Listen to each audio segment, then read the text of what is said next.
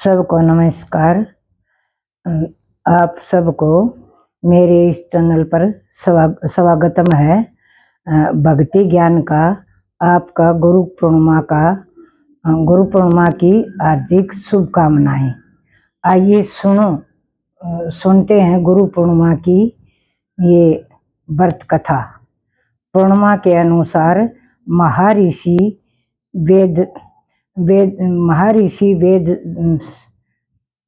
वेदव्यास जी की भगवान विष्णु का अंश दूसरा अंश है समझा गया है। वेदव्यास जी के माता का नाम सत्यवती और पिता का नाम श्री प्रशासर था। वेदव्यास जी बचपन से ही अध्यात्म में बहुत रुचि रखता था। एक बार वह अपनी माता या पिता से दोनों से अनुमति मांगी और प्रभु के दर्शन के लिए उन्होंने अपने माता पिता से दर्शनों के लिए वन में जाने के लिए तपस्या के लिए अनुमति मांगी। तब उसकी माता ने एक बार तो उसे इनकार कर दिया वन में जाने से। फिर लेकिन व्यास जी ने बहुत हट पकड़ दी कि मैं तो वन में तपस्या करने के लिए जरूर जाऊंगा। तो उसकी माता ने उसका ये वचन सुन के फिर भी कहा करें बालका ने कि भाई माता तो फिर भी मान जा माँ तो किसी हो, माँ तो माए हो से। माँ ने हट छोड़ दी और अपना बेटे को वेदव्यास जी को वन में जाने की अनुमति दे दी।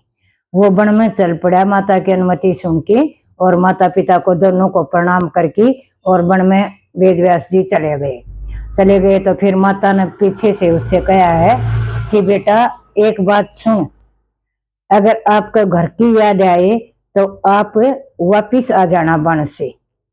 तब ये सुन के वेदव्यास जी वन में जाके घोर वन में और एक पेड़ के नीचे घोर तपस्या करने के लिए बैठ गया। उसको तपस्या करते करते भगवान की कृपा से उसको संस्कृति ज्ञान हो गया। संस्कृति ज्ञान होने के बाद महाभारत 18 महापुराण का ज्ञान हो गया। उसको ज्ञान हो गया। उस ज्ञान के बाद उसने ज्ञान प्राप्त कर लिया और चारों धाम सब कुछ वेद शास्त्र सब उसके अंदर अपना आप उग जाई। ये बात हजारों साल पुरानी है। वेदव्यास जी का जन्म हुआ था पहाड़ों के ऊपर जन्म हुआ था, लेकिन उसकी रुचि भक्ति में थी। तो उसने फिर क्या किया, अपना ज्ञान बांटना शुरू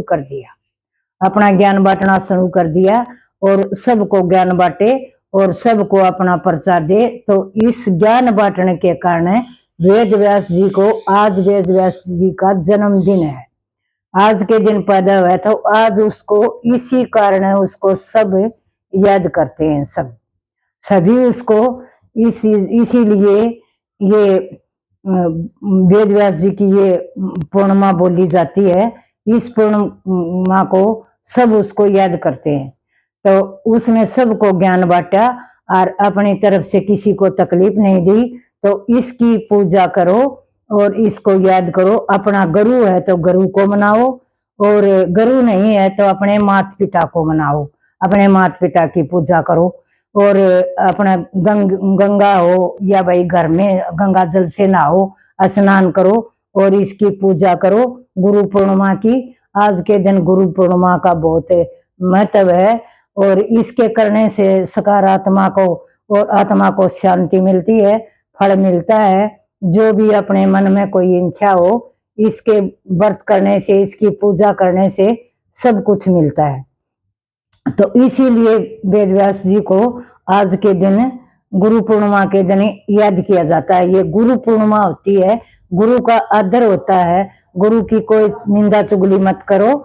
आज के दिन अपना गुरु अपना ही होता है, तो अपने गुरु की पूजा करो, अपने माता पिता की करो और भाई जो कोई दान दक्षिणा देनी हो किसी ने वो दान दक्षिणा दो। और इसके दिन आप सब इसके महत्व को पूरा करो।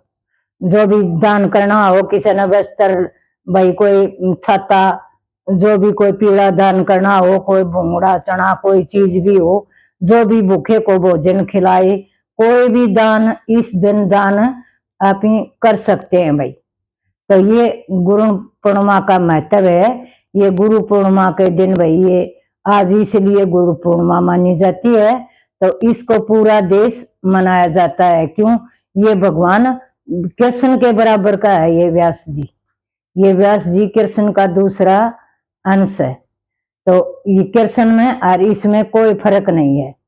तो व्यास जी को मैं भी धन्यवाद दूं, जिसने इसकी माता सत्यवती है, उसने इसे पुत्र को जन्म दिया। इसको संसार मानस है, युगु युगु मानस है, 1000 वर्ष पहले की बात है। ईव के जन्म जन्म की तो कोई बात ही नहीं है। ये इसीलिए ये कहानी लिखी जा रही है वेद व्यास की। तो वेद व्यास जी की सब पूजा करो, सब इस कथा को सुनो और गीता ज्ञान पढ़ो, महाभारत पढ़ो। इस दिन जो भी कोई पढ़ेगा भाई उसको सबको लाभ मिलेगा। ये गुरु पूर्णिमा इसलिए बोली जा सब भाई सब इसको मानो। और मैं तो इतनी जानकार नहीं हूँ फिर, लेकिन अपना जैसा भी मैंने पता चला उसी बात मैंने वीडियो के सामने रख दी। आपको किसी को अच्छी लगे तो ठीक है भाई। सबको राम राम।